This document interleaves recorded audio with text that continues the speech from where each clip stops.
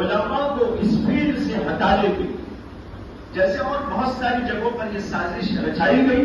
اسی طریقے پر یہ ہوا کہ سیاست سے علماء کو دور کرنے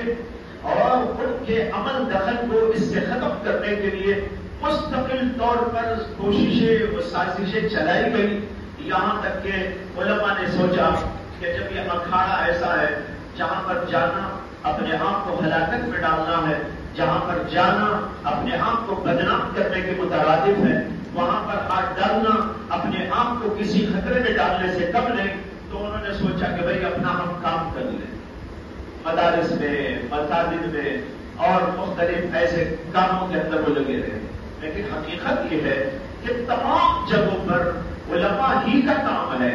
عقائد میں انہی کا کام ہے، عبادات میں انہی کا کام ہے، معاشرت کے سنبھالنے میں انہی کا کام ہے، معاملات کو درست کرنے میں انہی کا کام ہے، اخلاقیات کو درست کرنے میں انہی کا کام ہے، یہاں تک کہ سیاسیات کو بھی درست کرنے میں انہی کا کام ہے۔ اگر وہ اس فیلڈ کے اندر رہنمائی کریں گے تو